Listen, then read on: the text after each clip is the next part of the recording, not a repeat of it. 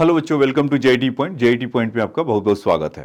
आज हम लोग वेव मोशन के अंदर ओपन ऑर्गन पाइप के बारे में पढ़ेंगे, या सिंपली कहें तो ऑर्गन पाइप के बारे में पढ़ेंगे। ऑर्गन पाइप भी दो तरह के होते हैं, open organ pipe and closed organ pipe. तो ये उससे अलग कैसे है कि जो पहले बार हमने जो पिछले क्लास में ठीक उसमें पढ़ा था कि इसमें जो हमारा स्ट्रेच स्ट्रिंग होता था और दोनों तरफ फिक्स होता था, और उसमें फिर हमने कुछ वेव क्रिएट किया तो उसका स्पीड वगैरह हम लोग चेक किया या उसका फ्रीक्वेंसी क्या होता था, तो उसके लिए था। तो उसमें क्या होता था, वो ट्रांसवर्स वेव होता था। यहाँ पर open organ pipe, open organ मतलब कि या closed organ pipe kind of musical instrument, जैसे आप फ्लूट वगैरह बजाते हुए देखें, कुछ वैसा ही, या कैसा भी आप ओपन ऑर्गन पाइप कहीं भी वो बन सकता है, आपके ढक्कन में बन सकता है, अगर फ्लूट वाला तो है ही है, मतलब कुछ इस तरह का होगा कि यहाँ से ऐसा कुछ है और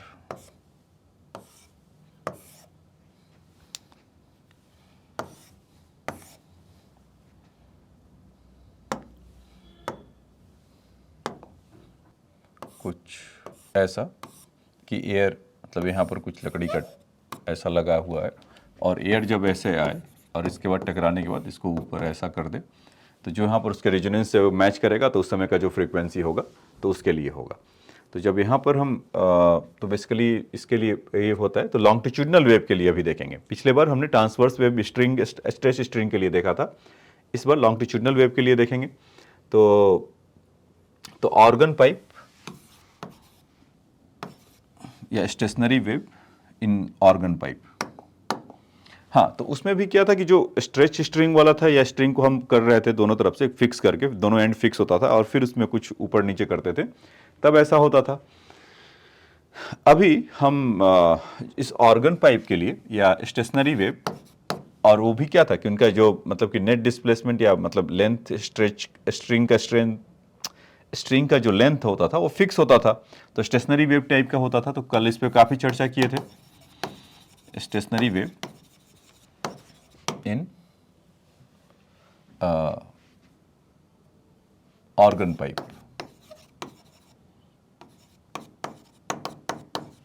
ठीक है, तो ये वाला फर्स्ट है आपका ओपन ऑर्गन पाइप। दो तरह का देखेंगे, सेकेंड है closed organ pipe. Closed organ pipe कुछ मतलब उस तरह का कि जैसे कि एक एंड उसका फिक बंद हो और एक खुला हो, जैसे कि ढक्कन वाले का एग्जाम्पल में आप ऐसा कह सकते हैं, या जैसे कि आपका कुछ कमरा है, यहाँ पर अगर बोल रहे हैं तो कुछ इको होता है, या जैसे वेल है और इसमें हमने पानी कुछ ऐसे डाल के एक तरफ उसको बंद कर दिया और एक तरफ ओपन है, तो उसको जब एक तरफ बंद एक तरफ ओपन, तो उसको क्लोज्ड ऑर्गन पाइप ही बोलेंगे। या इसी में यहाँ पर ऐसा बंद हो जाए तब क्या होगा। ठीक है, तो ये आपका क्लोज्ड ऑर्गन पाइप है। तो पहले इसकी आरती उतारते हैं ओपन ऑर्गन पाइप की। तो मतलब कि काइंड ऑफ एक स्टेशनरी वेव यहाँ पर क्रिएट होगा जो इससे जा रहा था, और इस पाइप के अंदर, इसीलिए ओपन ऑर्गन पाइप को या ऑर्गन पाइप को एयर कॉलम भी बोलते हैं, एयर कॉलम।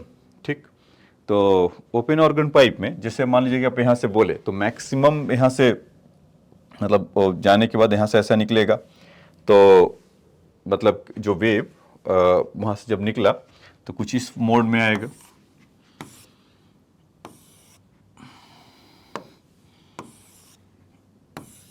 इस तरह का। जब वहाँ से आपने कुछ ब्लो किया तो यहाँ से मैक्सिमम और यहाँ पर आकर ऐसा, तो यहाँ पर क्या बनता है इसका एंटी नोड्स, या आप इसको ऐसे भी कह सकते हैं।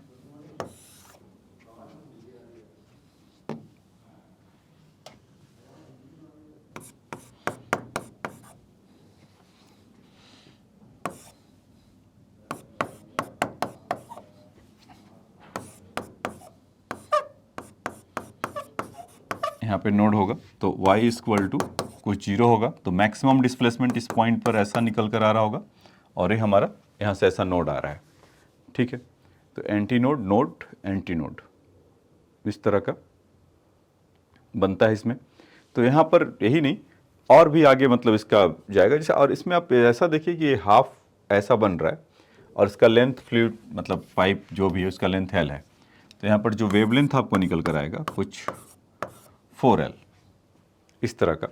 तो इस वेवलेंथ की जहाँ तक कहानी है, मतलब मैं इसको अगर आगे भी डिराइव कर सकता हूँ या बता सकता हूँ कि कुछ इन जनरल अगर हमें निकालना हो कि मतलब हम फ्रीक्वेंसी निकालने के लिए उसमें है, अच्छा ये कैसा है, कौन सा वेव है, लॉन्गिट्यूडिनल वेव है, मतलब कि एयर वगैरह का मतलब स्पीड, मतलब कि हमारा जो साउंड का स्पीड है उसमें, उसी के लिए देख रहे हैं। तो इन ओपन ऑर्गन पाइप, तो इसका जो फ्रीक्वेंसी या वेव, पहले तो वेवलेंथ के लिए आपको देखना होगा कि लैम्डा एन इक्वल टू ये जो चीज़ होगा 2L/n। जैसे वहाँ पर क्लोज्ड ऑर्गन पाइप के लिए आता था तो उसमें वहाँ पर कितना 4L लिख दिया गया, वो क्लोज्ड ऑर्गन पाइप वाले के लिए नहीं, तो इसमें हाफ हाफ हाफ ही है ना।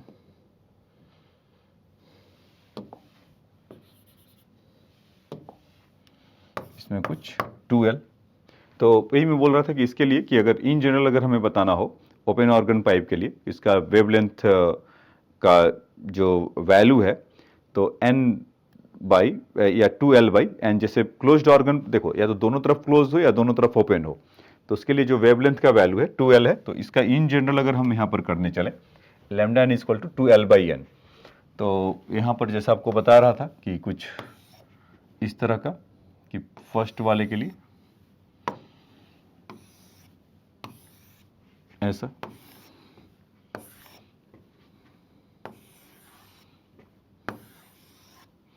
इस तरह का होगा,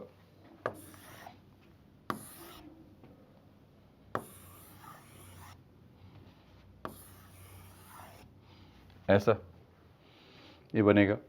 तो इसमें जो लैम्डा 1 या 2 का वैल्यू है एक एक करके अगर पुट करेंगे, अच्छा इन ओपन ऑर्गन पाइप में कैसा होगा, longitudinal wave,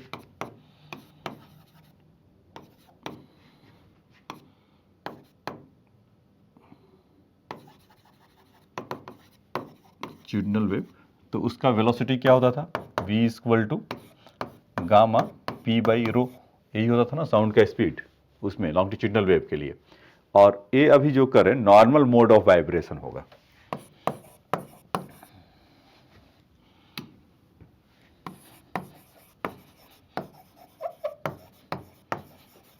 normal mode of vibration होगा ऐसा। तो नॉर्मल मोड ऑफ वाइब्रेशन में किसका जो लैम्डा एन का वैल्यू है, तो मतलब हमें जो फ्रीक्वेंसी वाइब्रेशन का चाहिए, तो इसमें से लैम्डा 1 का वैल्यू देखिए तो 2L/1, तो एग्जैक्टली वैसा ही चलेगा जैसा हमने पहले देखा था, लैम्डा 3 2L, मतलब पहले देखा था जब दोनों एंड उसका ओपन क्लोज्ड हो, 3 lambda 4 equal to 2L/4 and so on, इस तरह का। ठीक है, तो इसमें देखिए कि इसमें हमें फ्रीक्वेंसी चाहिए, तो ν1 normal mode of vibration for open organ pipe,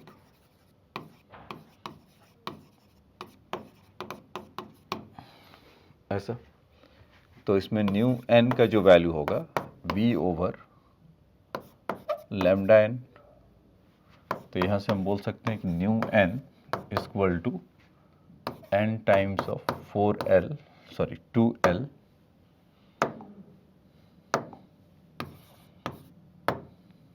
into v। तो इसमें ν1 का वैल्यू अगर देखेंगे तो v/2L, ν2 का वैल्यू देखेंगे 2/v/2L, ν3 का वैल्यू देखेंगे 3v/2v। तो कहने का मतलब क्या है कि ये इसका फंडामेंटल फ्रीक्वेंसी हो जाएगा, या फर्स्ट हार्मोनिक भी कह सकते हैं इसको।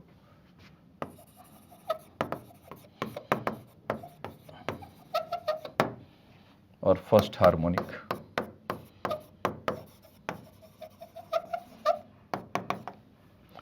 इसमें आप देखेंगे कि इसी का 2 का मल्टीप्लाई चल रहा है इसके साथ, तो इसको सेकंड हार्मोनिक बोलेंगे।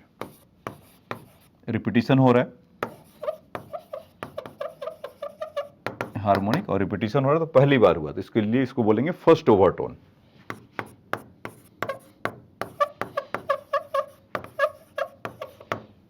ठीक है। न्यू 3, इसमें हम कहेंगे थर्ड हार्मोनिक, और इसमें सेकंड ओवरटोन। इस तरह का होगा, new 1, nu 2, nu 3, first harmonic, second harmonic, third harmonic, first overtone, second overtone. तो ये वाला जो normal mode of vibration of open organ pipe है, तो ये मतलब ऐसा लगा लीजिए कि कुल मिलाकर एज इट इज वैसा ही है। किसके जैसा? जो आपने क्लोज्ड ऑर्गन, जो आपने स्ट्रेच स्ट्रिंग के लिए देखा था। यहाँ पर दोनों क्लोज हो, ये दोनों यहाँ पर ओपन ऑर्गन पाइप में दोनों एंड उसका ओपन है। और जहाँ तक वी की बात है, तो अभी लिखा था, मतलब ये पूरा फुल फ्रीक्वेंसी आपको लिखना हो, nu N is equal to N by 2L gamma times of P by rho. Gamma उसका कंप्रेसिबिलिटी है, मतलब कि एक तरह का डायटोमिसिटी और मोनोटोमिसिटी के लिए होता है। पी प्रेशर है और गामा आपका डेंसिटी ऑफ एयर है। तो लाप्लांस करेक्शन से ऐसा बना था, और उसका वैल्यू, गामा का वैल्यू 1.674 मोनोएटॉमिक होता है, और डायटोमिक के लिए उसका वैल्यू 1.4 होता है। ठीक है, तो इस तरह का है। तो normal mode of vibration for open organ pipe के लिए देखे थे। अब देखते हैं दूसरा कि इसका क्लोज्ड ऑर्गन पाइप में क्या हिसाब किताब होगा। क्लोज्ड ऑर्गन पाइप में बच्चों कि एक एंड उसका क्लोज हो और दूसरा एंड उसका ओपन हो, तो क्या होगा?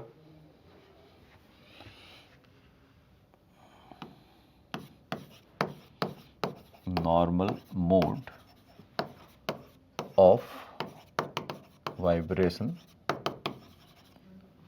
ऑफ या इन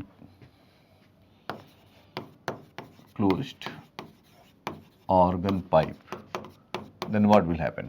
So look at here, यहाँ पर एक क्लोज कर दें और उसमें एक ओपन, ये दूसरा वाला, तो जहाँ पर क्लोज है तो वहाँ से जाएगा, तो कुछ इस तरह का होगा।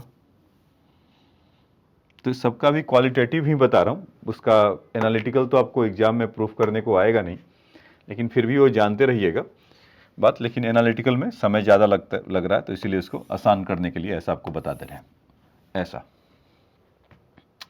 तो इसमें दोनों अभी हाफ हाफ है ना, और लेंथ इसका कितना है?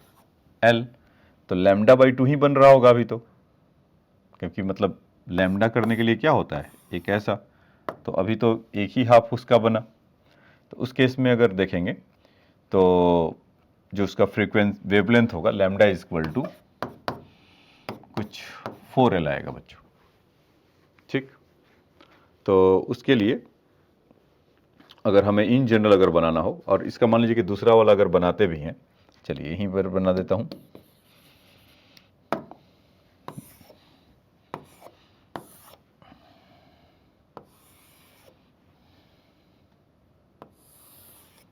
इस तरह का, और लेंथ उसका L है। तो इसमें आप देखेंगे कि जो सेकंड वाला बना वो कुछ वेवलेंथ 2L/3 होगा। तो इसको इन जनरल मैं आपको ऐसा बता देता हूँ, lambda n equal to 4L यहाँ से कनेक्ट होता है 2n-1, तो जिसका फ्रीक्वेंसी होगा v ओवर लैम्डा n। तो यहाँ से हम क्या बोल सकते हैं कि 2n-1 गया ऊपर अपॉन 4L इंटू v, ये चीज़ ऐसा होगा। तो इसका जो न्यू n फ्रीक्वेंसी है या इन जनरल उसके लिए, तो आप देखेंगे कि वहाँ पर 2n-1 है, किसके लिए? क्लोज्ड ऑर्गन पाइप के लिए। ये याद रखिएगा, क्लोज्ड ऑर्गन पाइप के लिए यहाँ पर 2n-1 है। ओपन ऑर्गन पाइप के लिए सिंपली n था, 1 2 3 4 5। तो यहाँ पर कुछ ऑड जैसा आने वाला है, 2n-1। 2n- वैसे भी इवन है, 2n तो -1 करेंगे तो ऑड ही होगा। तो n का वैल्यू अगर 1 लीजिए तो कितना आएगा? 1। 2 इंटू 1 -1 इज 1। n का वैल्यू अगर 2 लेंगे तो 2 इंटू 2 4 -1 3। फिर 2 का n का वैल्यू अगर 3 लेंगे, 2 3 6 -1 5। मतलब यहाँ पर 1 3 5 के रेशियो में फ्रीक्वेंसी उसका मिलेगा। तो मैं क्या कहना चाह रहा हूँ, इसको यहाँ पर बता देता हूँ कि जैसे कि न्यू n इस यहाँ पर ये है 2n-1 over 4L into we, तो यहाँ पर 1 अगर रखेंगे तो कितना हो जाएगा V/4L। तो इसमें जो open organ pipe, sorry closed organ pipe है, तो उसका फंडामेंटल फ्रीक्वेंसी अगर बोलता है तो यही वाला होगा, या फर्स्ट हार्मोनिक या फंडामेंटल फ्रीक्वेंसी कह लीजिए, फंडामेंटल फ्रीक्वेंसी, या इसको फर्स्ट हार्मोनिक भी ऐसे कह सकते हैं। ठीक, फिर यहाँ से अगर इसका न्यू 2 अगर लेंगे तो V n का वैल्यू अगर 2 लेंगे तो 2 2 जा 4 -1, तो 3V/4L। तो इसमें अभी क्या हुआ कि रिपीटिशन हो रहा है, तो यहाँ पर देखिए रिपीटिशन हो रहा है तो सेकंड वाला गायब है, क्योंकि ऐसा ही बना हुआ है। तो यहाँ पर सेकंड और 4 हार्मोनिक नहीं होगा, थर्ड हार्मोनिक आएगा, क्योंकि 3 का रिपीटिशन हो रहा है। इसका सेकंड फ्रीक्वेंसी तो है लेकिन थर्ड हार्मोनिक है, तो इसको बोलेंगे थर्ड हार्मोनिक।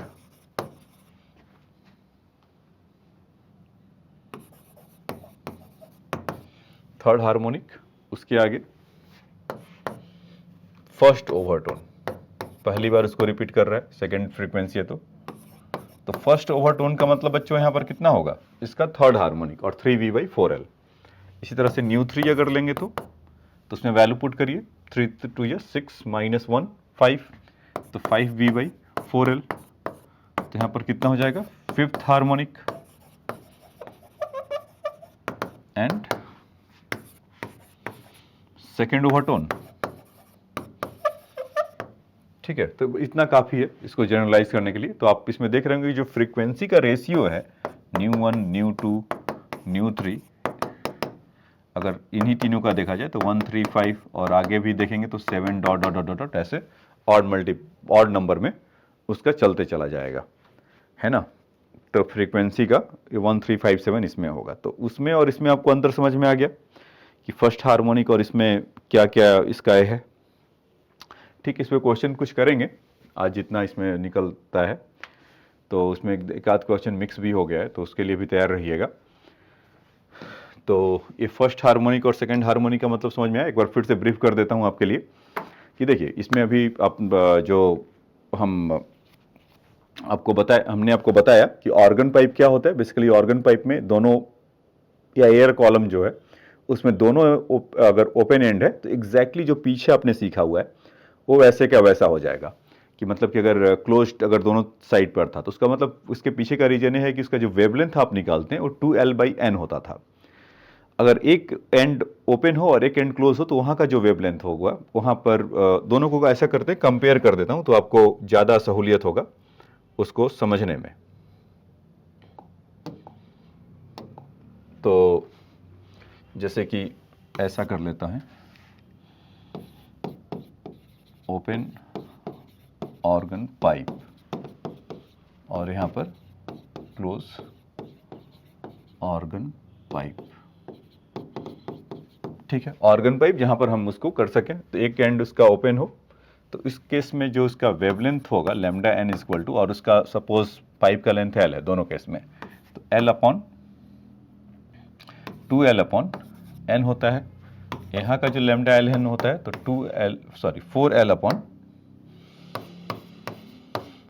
4n-1 होता है। तो इसमें जो हम न्यू 1 या जैसा इसको करते हैं तो V/ या न्यू n देख लीजिए तो NV/2L आएगा। यहाँ का अगर न्यू n अगर देखेंगे तो 2n-1/4L इंटू V, इस तरह का। यहाँ का फ्रीक्वेंसी का जो रेशियो है 1 2 3, अगर 3 का अगर फर्स्ट निकाले तो 1:2:3 नॉर्मल, जैसे मतलब कि वो दोनों एंड उसका क्लोज होता था स्ट्रेच स्ट्रिंग के लिए। और ऐसा अगर ओपन वाले के लिए देखें तो 1 2 3, तो इसमें आप देखेंगे 1 3 5 डॉट डॉट डॉट। तो यहाँ पर जो इसका फंडामेंटल फ्रीक्वेंसी अगर V/2L है, न्यू 1 यहाँ का देखें तो V/2L है, और यहाँ का V देखें न्यू 1 अगर देखें तो फंडामेंटल फ्रीक्वेंसी V/4L है। ठीक है, ये अगर ओपन आता है तो उसको O से दिखा देंगे लेंथ को, और क्लोज देखेंगे तो C से, ऐसा L से दिखा देंगे। अगर L सेम है तो इस तरह का होगा। तो nu 1 nu 2 nu 3 equal to 1 2 3, और यहाँ से 1 5 7। तो यहाँ पर first harmonic, second harmonic, third harmonic, first harmonic, third harmonic, fifth harmonic. Second में मतलब 1 2 3 जैसा है उसका वैसा ही है, लेकिन यहाँ पर सेकंड के लिए वो 3 पे चल जा रहा है क्योंकि उसमें 2n-1 है। थर्ड के लिए वहाँ पर 5 पे चला जा रहा है तो फिफ्थ हार्मोनिक है, एंड सो ऑन। फिर यहाँ पर न्यू 1 न्यू 2 न्यू इस तरह का कुछ हाँ बातें बन रहा है, ठीक है। और हाँ, और एक कौन क्या खास बात है इसका कि हाँ उसका जो फर्स्ट ओवरटोन है, फर्स्ट ओवरटोन मतलब यहीं से सेकंड थर्ड, मतलब फर्स्ट वाला सेकंड के लिए होता है, सेकंड ओवरटोन थर्ड के लिए होता है, लेकिन यहाँ पर जिसका फर्स्ट ओवरटोन है थर्ड हार्मोनिक होगा, फिफ्थ जो सेकंड ओवरटोन होगा वो फिफ्थ हार्मोनिक होगा, एंड सो ऑन।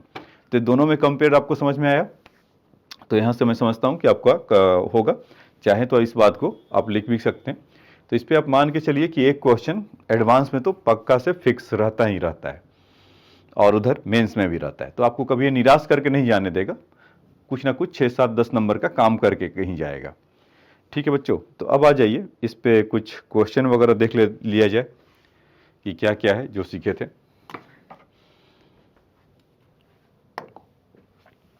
इसमें कह रहा है कि source of sound frequency 600 hertz is placed in the inside the water. The speed of the sound in water is 15 meter per second and in the air is 300 meter per second. The frequency of sound recorded by the observer who is the standing in air. तो देखिए एक चीज़ आप समझिएगा कि मतलब 200, 300, 120 hertz, 600 hertz. तो अभी अब जो वेलोसिटी इक्वल टू हम जो जानते हैं frequency into wavelength, frequency into wavelength. तो होता क्या है कि frequency equal to velocity upon wavelength, ऐसा। तो जो भी चेंज होना होता है वेलोसिटी में होता है और वेवलेंथ में होता है। फ्रीक्वेंसी एज इट इज हमेशा कांस्टेंट होता है, कुछ भी हो जाए। मतलब कि अगर एक मीडियम से दूसरे मीडियम में जाता है तो वहां पर उसका वेवलेंथ चेंज होता है, ना कि फ्रीक्वेंसी चेंज होता है। फ्रीक्वेंसी का काम है वाइब्रेट करना, वो अपने मीन पोजिशन से केवल वाइब्रेट करेगा, तो वो क्यों चेंज होगा? हाँ, अब ये थोड़ी कि दूसरे मीडियम में जाएगा तो वाइब्रेशन करना बंद कर देगा, वो स्लो डाउन हो जाएगा। जैसे मैं मान लीजिए कि मैं जहाँ पर हूँ, अब मैं ही रहूँगा ना। अभी जैसे मान लीजिए कि यहाँ पर कुछ एयर का या वाइट लाइट है, तो कुछ ना कुछ फ्रीक्वेंसी हो, मतलब उसका है, या उसको छोड़ो अभी, या अभी मैं ही हूँ और वाइट लाइट है, और मान लीजिए येलो लाइट हो जाएगा तो मैं थोड़ी बदल जाऊँगा, वहीं रहूँगा। सांस लेने का या जितना भी चलने का, बोलने का, इस सब कुछ सेम रहेगा, हिलने डुलने का। हाँ, ये हो सकता है कि हमें या मतलब इस तरह का अगर रेड लाइट और दरवाज़ा बंद कर दे तो हो सकता है कि मैं स्पीड स्लो हो जाए, बोलने का नहीं दिखेगा, करने का वो कम हो जाए, तो वही काम है। तो कोई भी लाइट है अगर एक मीडियम में है तो उसका वेलोसिटी सर्टेन कुछ होगा, वेवलेंथ होगा। दूसरे मीडियम में जाएगा तो वेलोसिटी भी चेंज करेगा, तो उसी रेशियो में वेवलेंथ चेंज कर जाएगा, तो दोनों का रेशियो चेंज मेंटेन, मतलब जो भी रेशियो होगा वो रेशियो मेंटेन रहेगा। तो फ्रीक्वेंसी कभी चेंज नहीं करता है। वहां पर जरूर उसका 600, मतलब 600 है तो स्पीड उसका 1500 है, तो उसमें 300 है, तो वेवलेंथ भी उसी हिसाब से होगा। तो फ्रीक्वेंसी वॉन्ट बी चेंज।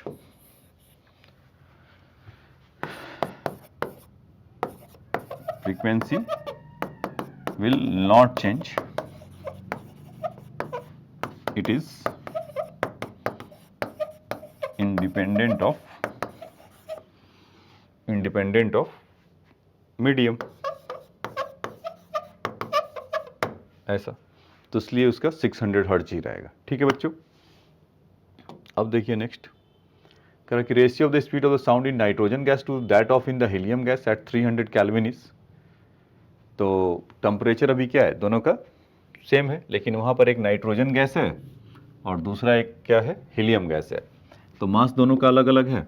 अभी आपको बता रहा था कि V इक्वल टू, जो गामा के बारे में बात कर रहा था ना, प्रेशर अपॉन डेंसिटी, और ये डेंसिटी वाला कुछ ऐसा होता है कि PV इक्वल टू nRT होता है। आइडियल गैस इक्वेशन है, जानते हैं ना। तो वॉल्यूम तो ऐसे ही रख दीजिए, और यहाँ से given weight upon molar mass, ये मोलर मास है R इंटू टी। तो इसमें ऐसा करिए कि ये M को इधर भेज देते हैं, और M by mass by volume RT। तो इसको हम ऐसा भी लिख सकते हैं कि PM रो RT। तो बेसिकली क्या होगा, P by rho equal to RT by M। यहाँ से देखिए ये डेंसिटी है, तो P by rho equal to RT by M हो जाएगा क्या। तो इसकी जगह पे अगर रखेंगे तो यहाँ पर अगर देखेंगे कि टेम्परेचर तो सेम है, मतलब या V आपको पूरा लिख के दिखा देता हूँ, गामा RT/m होगा। तो इसमें गामा बदल रहा है, R और T तो कांस्टेंट है, तो मास इन्वर्सली प्रोपोर्शनल है। तो अब अगर हम लिखें नाइट्रोजन और हीलियम, इन सबों का अगर इन्वर्स करें तो मास ऑफ इन्वर्सली प्रोपोर्शनल है, मास ऑफ नाइट्रोजन ऐसा, और गामा के लिए डायरेक्टली है तो gamma of helium, gamma of nitrogen upon gamma of helium, इस तरह का कुछ होगा। तो इस तरह का मतलब कि जो इसमें बोला है कि 300 पर ऐसा कुछ होगा। तो अभी N2 कैसा होता है, डायटोमिक होता है, तो गामा का वैल्यू उसके लिए बताया था आपको, डायटोमिक के लिए 7/5 भी बोल सकते हैं या 1.4। तो रेशियो देखिएगा कैसा होगा N2 के लिए, और हीलियम के लिए इसका हो जाएगा 6/7, सॉरी 6/7 करा 1.67, 5/3, मतलब डिग्री ऑफ फ्रीडम उसका होता है। तो थर्मोडाइनमिक्स में अभी सीखेंगे, जो नेक्स्ट अभी स्टार्ट करेंगे थर्मोडाइनमिक्स ही करेंगे। तो ये कुछ ऐसा होगा बच्चों, V/N2। तो मास ऑफ हीलियम सबको पता है, यहाँ पे कर दे रहा हूँ इन छोटे सा में, ये आपको पीछे का बैकग्राउंड इसको देना था। तो रेशियो जो होगा, हाइड्रोजन का 4 होगा मास, और नाइट्रोजन इज 28, N2 इज 7/5, और हीलियम इज 5/3, कुछ इस तरह का आएगा। तो 7 4 जा तो ये तो 28 चला गया, तो बचा क्या 3/25 का स्क्वायर रूट, तो 3/5 ये बचेगा। तो ये ऐसा आया √3/5, ठीक है। तो ये बात आप अपना उसका समझ सकते हैं। तो ये भी एडवांस का ये होगा क्वेश्चन प्रीवियस ईयर का, ठीक है। नेक्स्ट देखिए, कह रहे कि two monoatomic ideal gas 1 and 2, the molecular mass M1 and M2 respectively are enclosed in the separate container kept at the same temperature. The ratio of the speed of the sound gas 1:2। अभी लीजिए, तो और आसान कर दिया कि 2 monoatomic बोला है तो गामा का वैल्यू भी सेम हो गया, मतलब V इक्वल टू, यही अभी आपको बता रहा था ना, गामा इक्वल टू P/ρ, या जो निकल कर अभी आया था गामा इसमें RT/m, तो इसमें गामा भी हो गया, और R तो गैस कांस्टेंट सेम होता ही है, और टेम्परेचर भी ये सेम हो गया। तो velocity is inversely proportional to mass 1, तो V1/V2 इक्वल टू √M2/M1, ये याद रखेंगे, ठीक है। अब देखिए, कह रहा है the extension in the string is obeying the Hooke's law is x, the speed of the sound in the stretch string is v। If the extension in the string is increased to 1.5x, then the speed of the sound will be, the obeying the Hooke's law is x, the speed of the sound in the stretch string is v. So v is equal to, yeah,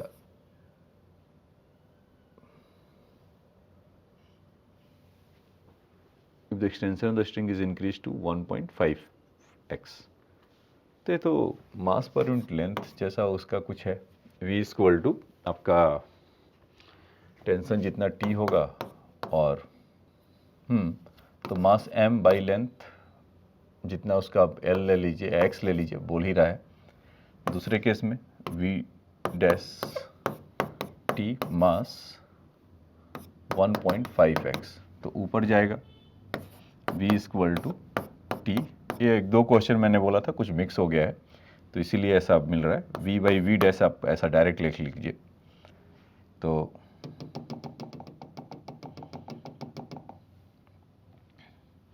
मतलब कि हमें v dash upon v कर लेता हूँ, तो इसमें से t m ऐसा चला जाएगा, और ये इसके ऊपर आ जाएगा 1.5x वाला, तो √1.5x upon x, x cancel हो जाएगा, तो 1.5 का स्क्वायर रूट कितना हो जाएगा, जितना होगा उसको आप वहाँ से लिख सकते हैं। 1.2 के आसपास से जाएगा क्या, क्योंकि 1.2 का स्क्वायर 1.44 होगा, तो ठीक वही होगा, 1.22 v से हो जाएगा। ठीक है, तो इस पार्ट का आंसर आपका ये है। अब आ जाइए नेक्स्ट में चलते हैं। कह रहा है कि travelling wave in the stretch string is the describe by the equation this the maximum particle velocity. तो स्ट्रेच स्ट्रिंग है तो उसको डिफ्रेंशिएट कर लीजिए, तो dy बाई डी टी कितना हो जाएगा, a साइन का हो जाएगा cos kx minus omega T, और kx तो विथ रिस्पेक्ट टू टाइम कर रहे हैं तो उसका शून्य हो जाएगा, माइनस ओमेगा टी का करेंगे तो माइनस ओमेगा होगा। तो यहाँ पर ऐसा माइनस रख लीजिए, और मैग्नीट्यूड तो मैक्सिमम के लिए होता है, तो ये वाला इसका जो वैल्यू होता है तो एम्पलीट्यूड मतलब वेलोसिटी के लिए, तो इसको वेलोसिटी एम्पलीट्यूड भी बोलते हैं।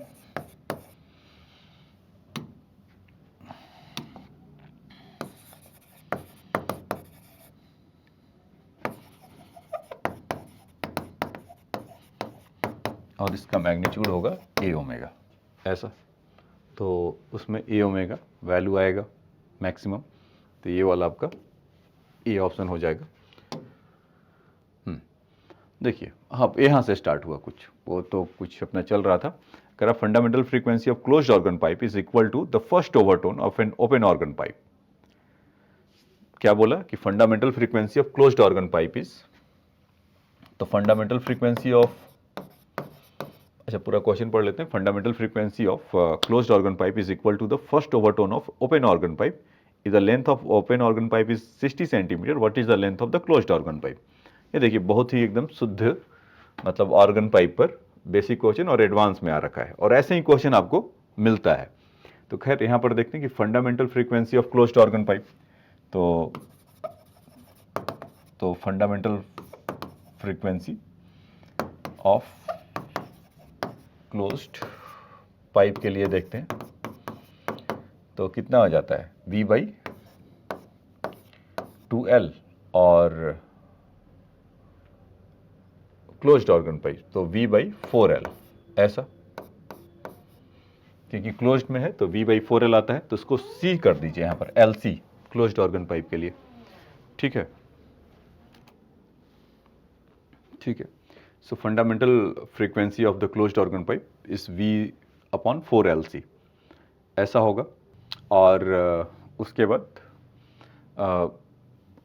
Closed organ pipe is equal to the first overtone of the open organ pipe.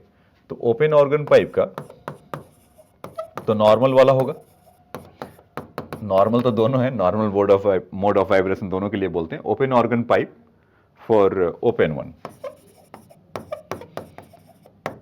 तो ओपन ऑर्गन पाइप फॉर या फर्स्ट ओवरटोन की बात ही कर रहा है, फर्स्ट ओवरटोन। तो इसमें फर्स्ट ओवरटोन में क्या होता था, सेकंड हार्मोनिक होता था, तो इसमें कितना हो जाएगा 2v upon 2L O, O for open के लिए।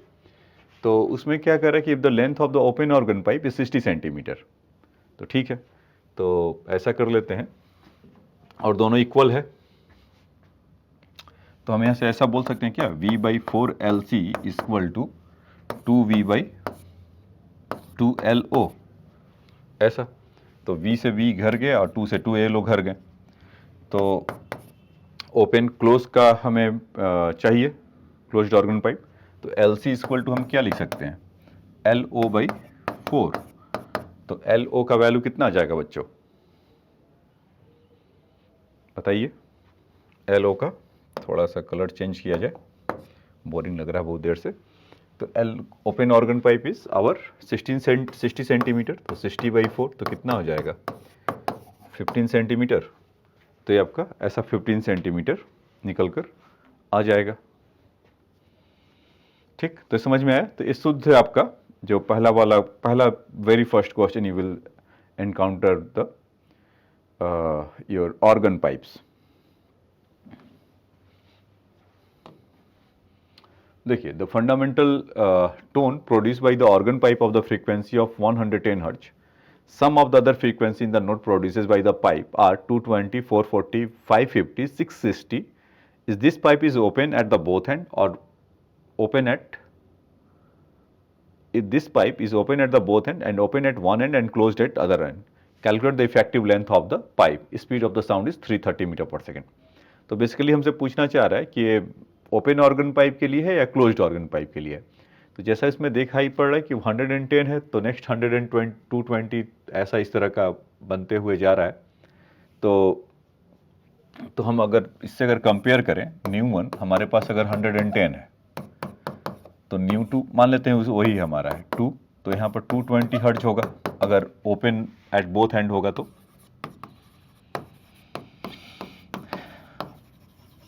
बोथ हैंड अगर ओपन एट बोथ हैंड होगा तो क्योंकि वो harmonic nu one nu two nu three first harmonic second harmonic third harmonic उसी ऑर्डर में चलता था.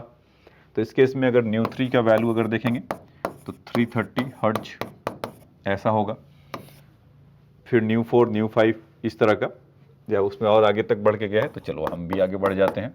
330 हाँ इस 440 हर्ट्ज वो तो बोल ही रहा है और यहाँ से 550 एंड 660 हर्ट्ज हो जाएगा. ठीक है, तो इससे साफ पता चल रहा है क्या है कि ये या इसीलिए वो डेटा दे दिया कि आप अपना हिसाब लगाकर बता दीजिए. तो ये तो साफ साफ दिख रहा है कि ओपन एंड बोथ हैंड होगा. ठीक, तो अभी जो फंडामेंटल फ्रीक्वेंसी ऐसे होता भी है ये ओपन वाले के लिए. क्लोज्ड पाइप के लिए अगर देखेंगे तो कितना होगा,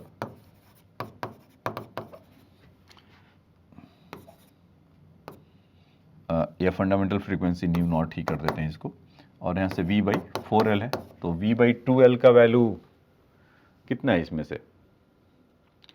तो खैर हमें तो ये बताना था उसको बता दिया. आप वैसे भी V/4L है तो यानी कि V/2L है तो यहाँ से 55 हर्ट्ज हो जाएगा. तो इसका जो हम सेकेंड फ्रीक्वेंसी लेंगे तो 3 टाइम्स ऑफ न्यू नॉट होगा तो 3 × 55 होगा क्या. तो यहाँ से अगर हम करें इसको तो 165 इस तरह का तो वो तो आने से रहा 220 है. फिर उसमें न्यू थ्री अगर करेंगे तो 5 × न्यू नॉट तो 5 × 550 तो 275 आ जाएगा हर्ट्ज. तो भी नहीं आ रहा है क्योंकि यहाँ से 165 हर्ट्ज आ रहा है तो कोई मैच भी नहीं कर रहा है. न्यू फोर अगर देखें मतलब सेकंड थर्ड है और फोर्थ के लिए यहाँ पर कितना हो जाएगा 7 न्यू नॉट तो 5 × 55 सॉरी 7 × 55 क्योंकि उसमें 1357 इसी रेशियो में चलता था. तो वहाँ से अगर आप देखेंगे तो कुछ 385 75 या तो और वो नहीं मिलेगा. तो कोई उसमें से मैच नहीं कर रहा है तो इस चलते हम ऐसा बोल सकते हैं कि वो उसका नहीं होगा.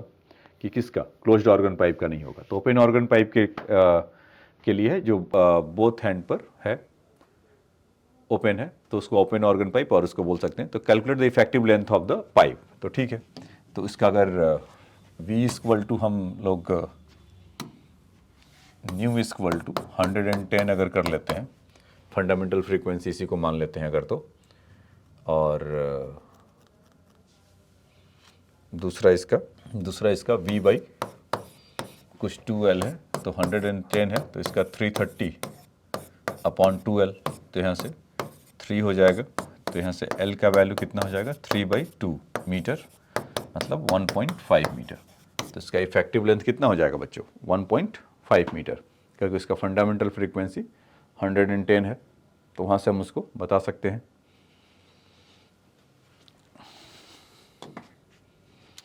चलिए नेक्स्ट देखते हैं कि find the ratio of the length of the closed organ pipe to the that of pipe that in order that the second overtone of the former is unison with the fourth overtone of the latter. अच्छा, करके find the ratio of the length of the closed organ pipe. Closed organ pipe को 1 से दिखा देते हैं to the open organ pipe को 2 से दिखा देते हैं कि in the order that the second overtone of the farmer मतलब क्लोज्ड ऑर्गन पाइप का बोला. तो सेकंड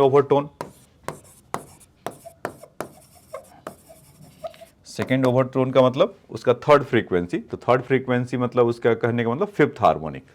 किसका, ओपन वाले के लिए है, क्लोज्ड वाले के लिए है. ये क्लोज्ड ऑर्गन पाइप के लिए अगर ऐसा कह रहा है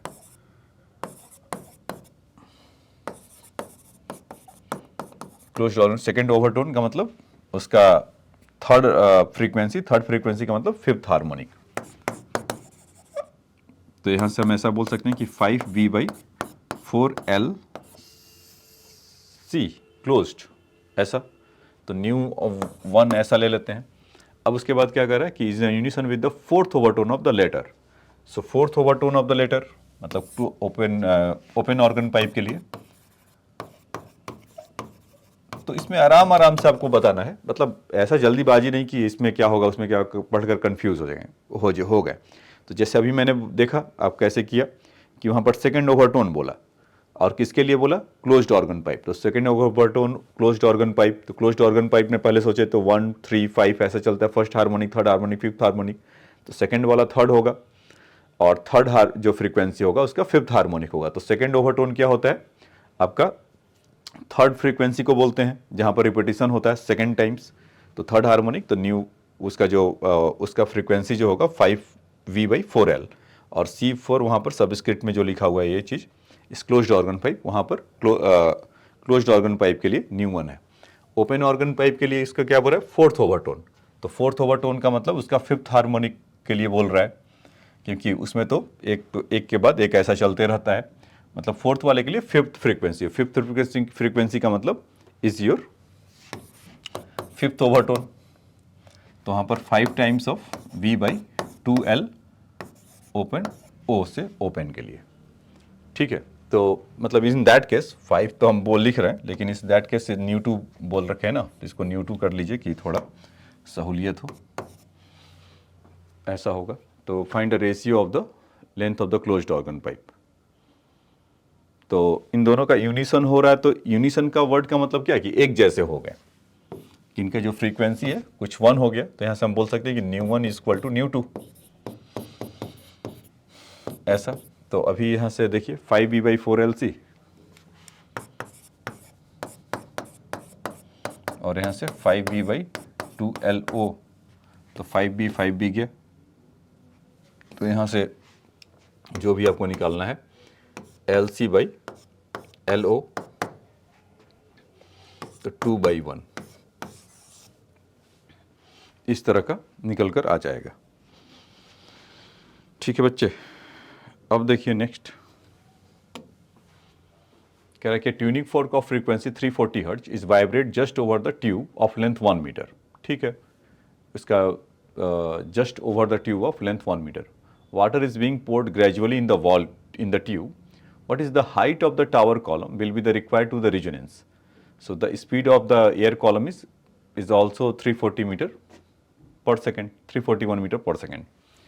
देखिए पहले तो क्या कर रहा है कि एक ट्यूनिंग फोर्क है और उसका 341 इसका हर्ट्ज है वाइब्रेशन का, और over the tube of the length 1 metre है।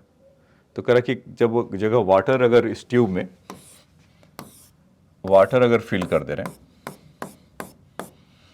तो मान लीजिए कि x है, तो इधर से कितना हो जाएगा 1 - x, यही होगा, ठीक है।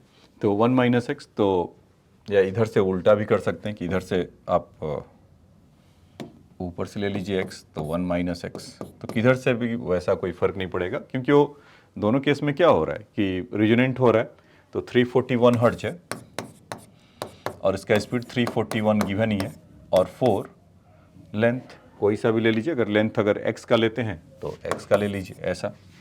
तो 341 गया, तो x का वैल्यू कितना आ गया 1/4 मीटर। तो 1/4 मीटर का मतलब 25 सेंटीमीटर, एक तो ये हो गया, ऐसा। तो इसी में जो और में भी आ सकता है कि दिस और दिस, तो या मल्टीपल चॉइस क्वेश्चन में भी आप उसको देख सकते हैं। तो 341 इक्वल टू 341/4 इंटू 1 - x, तो 341 फिर गया इधर से, तो इसमें कितना हो जाएगा 4 - x, मतलब इसको ले लिया, तो एक जीरो नहीं हुआ है बच्चों, 1 है, अक्सर ये गलती होता था। और 4 देखिए अभी भी ये गलती हो रहा है कि 4 - x, 4 - 4x, ये 4 - 4x इक्वल टू 1, तो बचपन में ऐसा करते थे ना हम लोग, 4 करके यहाँ 0 ला दिया, तो अभी भी बहुत बच्चे करते हैं ऐसा, ठीक है। तो 4x यहाँ अलर्ट रहिए, 4x इक्वल टू 3, तो x इक्वल टू कितना आ जाएगा 3/4, तो 0.75 मीटर या सेंटीमीटर, तो वो या तो 5 सेंटीमीटर पर होगा या 75 सेंटीमीटर पर होगा। इसके लिए कि जो एयर कॉलम वहाँ से, या मतलब जो वाटर हमने फिल किया, तो x के लिए होगा या 1 - x के लिए होगा, तो दोनों के लिए वहाँ पर सेम बातें होगा, ठीक है। चलिए अब आ जाते हैं नेक्स्ट, इसके कह रहा है कि resonance air column shows the resonance with the tuning fork of frequency 250 hertz at column length 33.4 centimetre 101.8, find end correction. तो एंड करेक्शन के लिए अभी बता देता हूँ, और स्पीड ऑफ द उसके लिए। एंड करेक्शन के लिए बच्चों क्या होता है कि ये अक्सर एडवांस वगैरह में मिल जाता है, तो उसके लिए L2 - 3L1/2 ऐसा होता है एंड करेक्शन। तो L2 कितना है 101.8 माइनस 3 टाइम्स ऑफ 33.4/2, तो 101.8 इसमें किया, 3 4 जा 12, 3 3 जा 9, 10, 3 3 जा 9,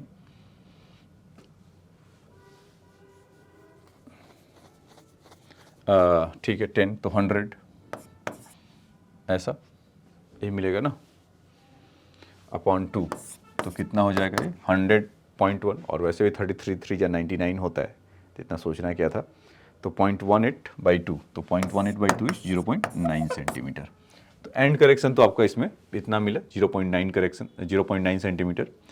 अब दूसरा पूछ रहा है कि speed of sound in the air, तो और 250 हर्ट्ज है उसका,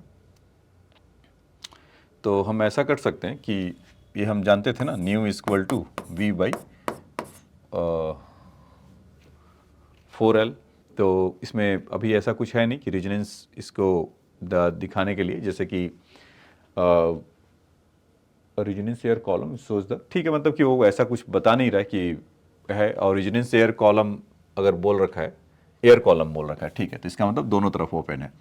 तो यहाँ पर अब 2L1 - L2 कर सकते हैं, या L2 - N1 कर सकते हैं।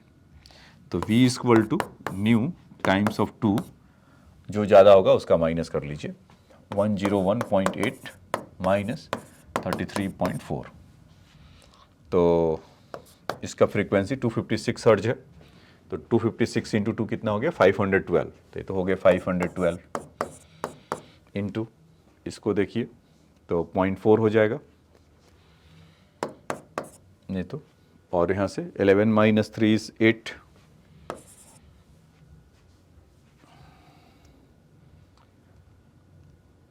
और यहाँ से 9 हुआ, तो 9 - 3 is 6, 60 ना मीटर पर सेकंड। अब मल्टीप्लाई मैं नहीं कर रहा हूँ, उस अच्छा मीटर पर सेकंड नहीं, सेंटीमीटर पर सेकंड आएगा।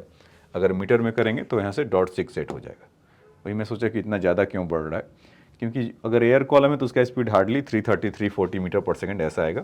तो इसमें भी आप वैसा ही मान सकते हैं, 512 × 0.68 करेंगे तो उसी के आसपास कुछ ये आएगा। 0.7 से देख लीजिए उसी के आसपास का है ना, तो 7 2 जा 14 और 7 15 35,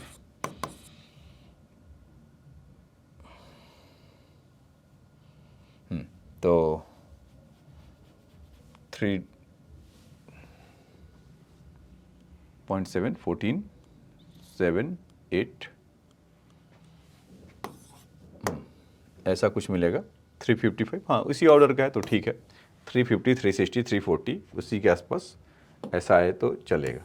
तो मल्टीप्लाई अपना करके वहाँ से निकाल सकते हैं। तो खैर आपको समझ में आया कि रेजोनेंस एयर कॉलम, उसमें नया चीज़ सीखने को मिला, and correction is L2 - 3L1/2, और दूसरा कि आपका उसका स्पीड कैसे निकलेगा, तो इस तरह का कि जितना वो ट्रैवल किया इनटू उसका डबल ऑफ लेंथ, क्योंकि उसका फॉर्मूले में ही है एयर वाले में, न्यू इक्वल टू V/2L, उसका जो दोनों का लेंथ का डिफरेंस। आ जाइए अब देखते हैं कि metallic bar of the clamped at the middle of the point is vibrate with a frequency V when it is the rubbed at the one end. ऐसा कुछ करते हैं. A metallic bar, if its length is double, what will be the natural frequency of vibration? तो अगर length उसका double करेंगे तो frequency double हो जाएगा. इसमें कुछ सोचना ही नहीं है यार. इधर वो क्लोज्ड हो ओपन हो, न्यू इक्वल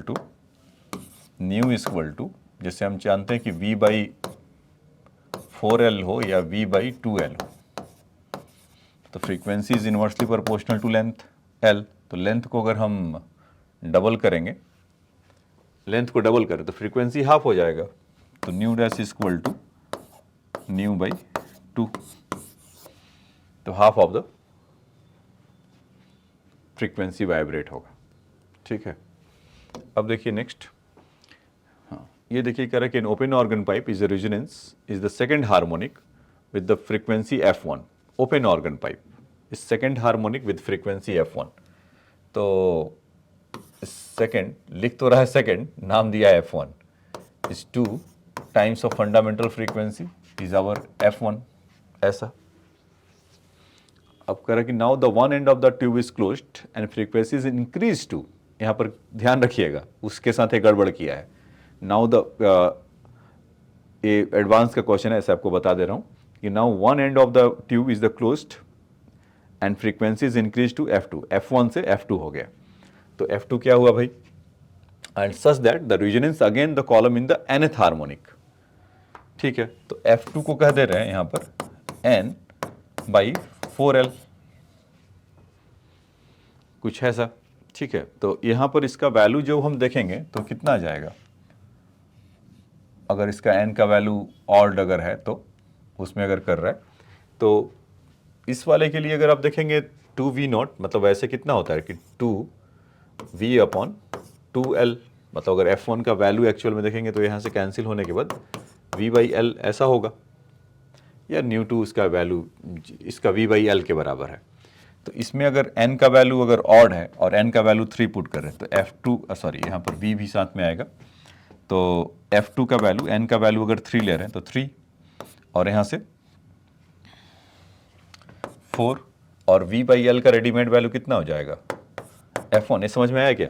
मतलब पहले इसको देखिए, सेकंड हार्मोनिक मतलब है जो सेकंड हार्मोनिक बोला था तो 2 न्यू नॉट F1 उसका नाम दिया F1 और उसका वैल्यू क्या होता है बच्चों, हम लोग जानते हैं V/2L. तो उसका 2 से 2 कैंसिल हुआ तो उसका एक्चुअल में उसका लेंथ जितना भी होगा V/L है. N open organ pipe. अब उसी ऑर्गन पाइप को, सेम ऑर्गन पाइप को, पहले दोनों साइड में ओपन था, अब एक तरफ क्लोज कर दे रहा है तो लेंथ तो सेम ही होगा ना, ओपन और क्लोज. अब क्लोज में बन गया तो उस केस में क्या कह रहा है कि उसका nth harmonic resonance again the course in the nth harmonic. तो nth हार्मोनिक n को ऑड बोल देते हैं इफ n इज ऑड, क्योंकि 2n-1 होता था ना. तो N/4L/V. तो उसमें कह रहा है कि n का वैल्यू जब 3 होगा तो मतलब ऐसा कंडीशन बोला है, n का वैल्यू 3 है तो F2 equal to this, n का वैल्यू 3 है तो F2 इक्वल टू 5, n 5 तो इतना. तो इसमें देखते हैं कि F2 इक्वल टू 3/4 F1 है और ये क्वेश्चन कई बार आया है और हर बार मतलब यही नहीं, मतलब इसी में से कुछ कलाकारी करके वो अक्सर वो पूछते रहते हैं. तो F2 इक्वल टू 3/4 F1, मतलब यहाँ पर कुछ ऐसा इंक्रीजिंग डिक्रीजिंग के लिए पूछ लिया, किसी और में कुछ और पूछेगा. तो F2 इक्वल टू 3/4 F1. तो एक तो ये हो गया, तो सामने से दिख रहा है n equal to 3, F2 equal to 3/4 F1. तो जैसे ही आप इसको किए करेक्ट तो हो जाएगा गलत. क्यों होगा गलत?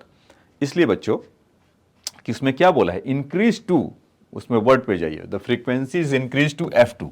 तो अभी क्या है, यहाँ से V/L है और इसका वैल्यू कितना है 3/4, मतलब वहाँ पर V2 F1 है तो अभी हमारा कितना रहा 3/4 F1. तो फ्रैक्शन में है ना, तो डिक्रीज कर गया ना, तो इसीलिए ये नहीं होगा.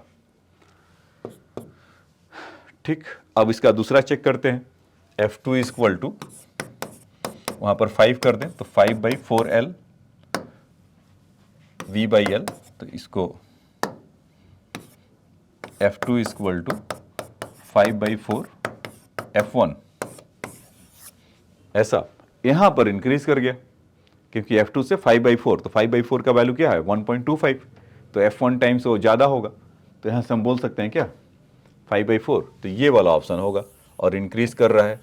तो ये बहुत माइन्यूट सा मतलब ऐसा डिफरेंसेस है कि आपको जैसे लगेगा कि एक जैसा है, तो आपको एक वर्ड से वहाँ पर अलर्ट रहना पड़ेगा। और इसमें भी देखो, जब भी इस क्वेश्चन में आए ओपन और क्लोज्ड ऑर्गन पाइप, तो अपना समय लीजिए, मतलब हर क्वेश्चन में तो आप उतना 30 सेकंड के लिए नहीं जा सकते ना, तो इसीलिए, और एडवांस में तो बिल्कुल भी नहीं। तो आप अपना क्या करिए कि open organ pipe, closed organ pipe, या नॉर्मल आप प्रैक्टिस भी करते हैं, एग्जाम के लिए ही डायरेक्ट नहीं बता रहा हूँ, आप जब प्रैक्टिस भी करते हैं तो आप open organ pipe, closed organ pipe दोनों लिख लीजिए।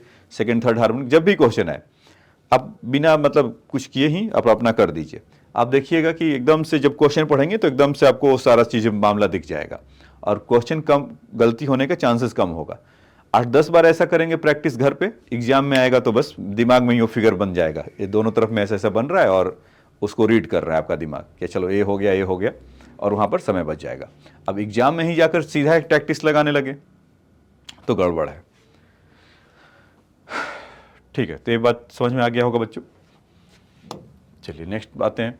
कह रहा कि in resonance tube with the tuning fork of frequency 512 hertz, so first resonance occur at the water level up to the 33.3 centimeter, second resonance occur at the 63.7 centimeter, maximum possible error in the speed of the sound।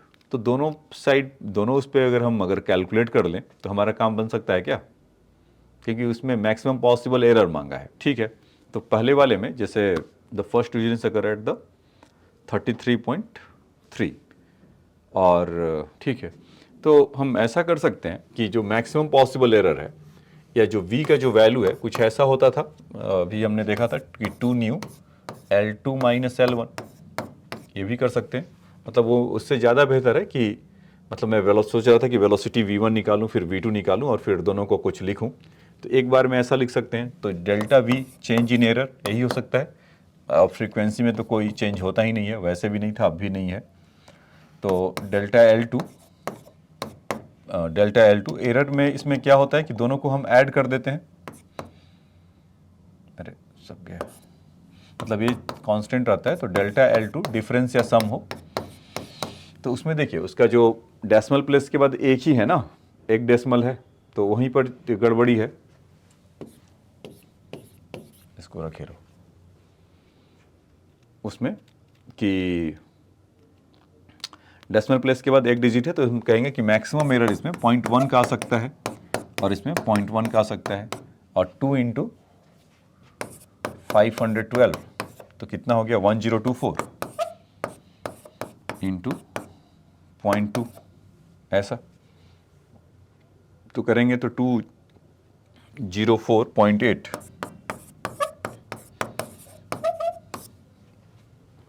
Centimetre पर second का इसमें error होगा। तो ये इसका होगा। तो इसको आप फटाक से ऐसा भी सोच सकते हैं कि v equal to 2 nu L2 minus L1, और डेल्टा v का जो वैल्यू होगा delta L2 plus delta L1 into 2 times nu, और उसका वैल्यू यहाँ से रख देंगे तो आपको निकल कर आ जाएगा। ठीक है, अब देखिए इसमें an open pipe is suddenly closed at one end with the result at that the frequency of the third harmonic, that closed pipe is found to be higher by the 100 hertz in the fundamental frequency of the open pipe. The fundamental frequency of the pipe is, देखिए क्या करा कि an open pipe is the suddenly closed at one end with the result that the third harmonic of closed pipe is found to be, third harmonic new one of the closed pipe, C stand कर रहे हैं, is found to be higher than the 100 hertz the fundamental frequency of the open pipe, fundamental frequency of the open pipe।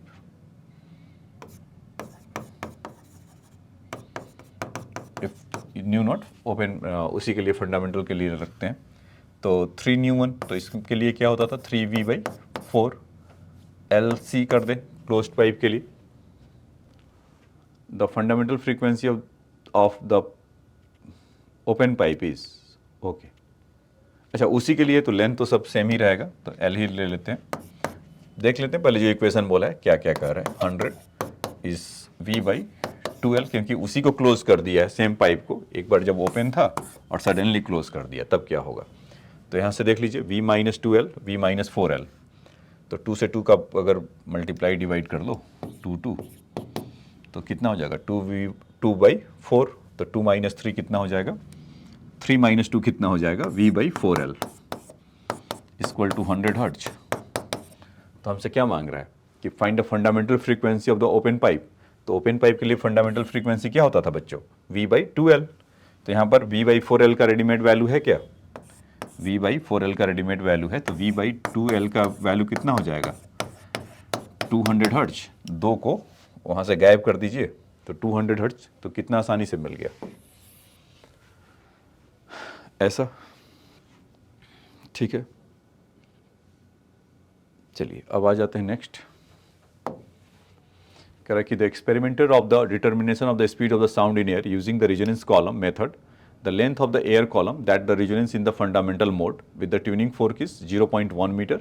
When this length is change to 0.35, the same tuning fork is resonant with the first overtone. With the first overtone calculate the end correction. तो end correction तो अभी आपको बताया था कि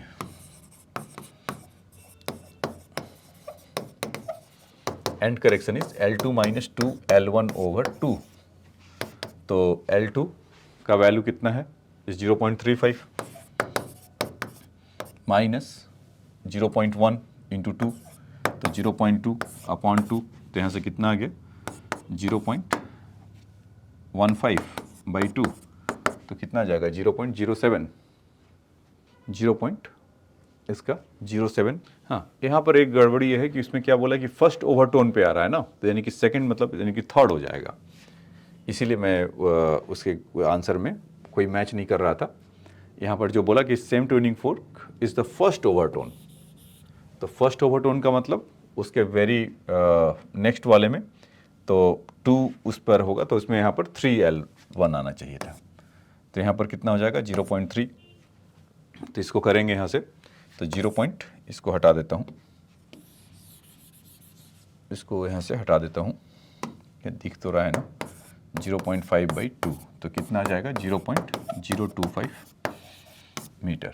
तो इसके लिए ये आंसर हो जाएगा 0.025 मीटर, ठीक है। अब देखिए नेक्स्ट, इसमें क्या कर रहा है कि the pipe of length L1 closed at one end is kept is the chamber of the gas density ρ1. A second pipe is open at the both end is placed in the second chamber of the gas of density ρ2. The compressibility of the both gases is equal, मतलब gamma का value कर रहा है equal है।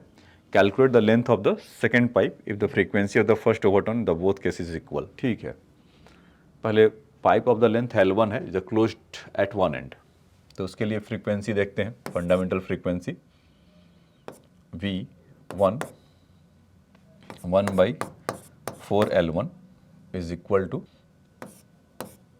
Gamma, और pressure तो दोनों के लिए सेम है, गामा P बाई, क्योंकि सेम एक क्लोज्ड है ना, तो दोनों का प्रेशर दोनों का मतलब कि अगर कभी भी क्लोज्ड अगर रखेंगे तब ये हो या ये हो, दोनों का प्रेशर तो सेम ही होगा ना PP।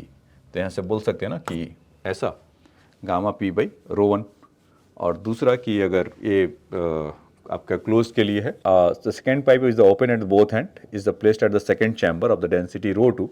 सबसे पहले तो इसके लिए लिख लें ρ2 equal to 1/4L2 gamma P/ρ2, इस तरह का कर कि calculate the length of the second pipe, मतलब L2 का वैल्यू चाहिए if the frequency of the first overtone is the both case is equal. तो फर्स्ट ओवरटोन बोल रहा है, तो फर्स्ट ओवरटोन कब आता है इसमें, थर्ड हार्मोनिक के लिए आता है, मतलब 3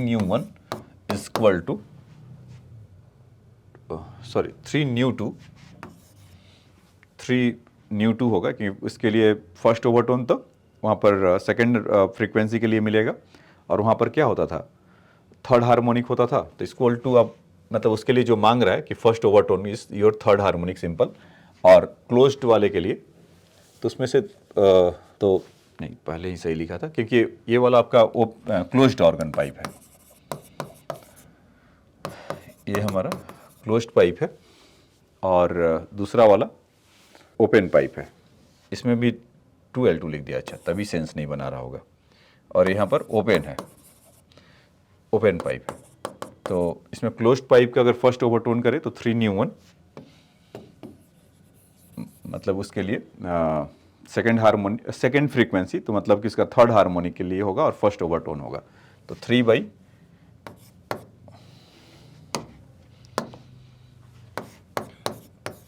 3/4L1 गामा पी रो 1 ऐसा, और 1 बाई उसका फर्स्ट ओवरटोन है तो 2/2L2 गामा बाई पी रो 2 ऐसा। तो 2 से 2 तो गया, पहले गामा पी 2 ये सब तो हटा दीजिए। आपको क्या चाहिए था L2, तो L2 का वैल्यू इधर से उधर भेज देते हैं। तो L2 का वैल्यू कितना हो जाएगा 4/3L1, ये पूरा उधर चला गया, और यहाँ से ρ1/ρ2 ऐसा मिलेगा कुछ।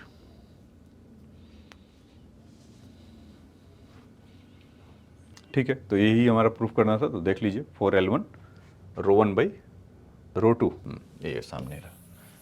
ठीक है बच्चों, तो आज के लेक्चर में इतना ही। नेक्स्ट लेक्चर में जब मिलेंगे तो अभी ये बहुत कम इस पे क्वेश्चन करवाए हैं आपको, तो नेक्स्ट लेक्चर में पूरा इसी पर आपको और क्वेश्चन करवाएंगे। देखेंगे कुछ और कॉन्सेप्ट बिट्स वगैरह का मिलेगा थोड़ा बहुत बिट्स बताकर, और इस पर पूरा इसमें बताएंगे। और इसके बाद लास्ट टॉपिक रह जाएगा डॉपलर इफेक्ट, तो उसको आप देखिएगा। लेकिन इस पर अभी जो एडवांस के जो क्वेश्चन है और भी बहुत अच्छे क्वेश्चन है उसको लेकर आएंगे। तो आज के लेक्चर में इतना ही। नेक्स्ट लेक्चर में जब मिलेंगे तो और भी आपको क्वेश्चन बताऊंगा। Thanks for your time.